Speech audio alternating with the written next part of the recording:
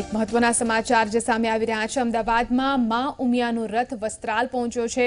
રથ પર ચડવા ન દેવાતા અહીં બવાલ થઈ। પાસના કાર્યકર્તાઓએ અહીં ઉગ્ર બોલાચાલી કરી અને મામલો ગરમાતા પોલીસે કાર્યકર્તાઓની અટકાયત કરી।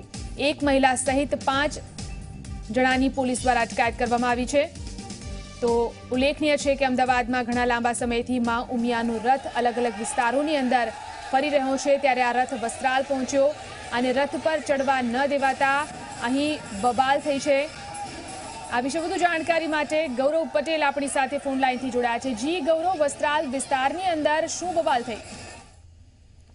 जी बात करिए तो विश्व उमिया फाउंडेशन द्वारा दिव्य रथ समग्र पाटीदार विस्तार गुजरात विस्तार में पड़ी रह्यो छे अने वैष्णोदेवी नजीकमां एक विशाળ કેમ્પસ ઉભું કરવાનું ફંડ ભેગું કરવાના ભાગરૂપે આ રથ અત્યારે સમગ્ર ગુજરાતમાં પરિભ્રમણ કરી રહ્યું છે, જેના ભાગરૂપે આજે વસ્ત્રાલ ખાતે રથનું પરિભ્રમણ હતું, જ્યાં પાસની ટીમ દ્વારા રથના સ્વાગત માટે બેનર લગાવવામાં આવ્યા હતા અને પાસ દ્વારા રથનું સ્વાગત થવાનું હતું, પરંતુ ભારતીય જનતા પાર્ટીના નેતાઓ દ્વારા રથ ત્યાં ઉભો રખાયો ન હતો તેવો આક્ષેપ પાસના કાર્યકરોએ કર્યો। દરમિયાન પાસના આગેવાનો અને ઉમિયા રથના જે સંચાલકો હતા તેમની વચ્ચે ઉગ્ર બોલાચાલી થઈ હતી, જેને શાંત પાડવા માટે તાત્કાલિક પોલીસને બોલાવવાની ફરજ પડી હતી।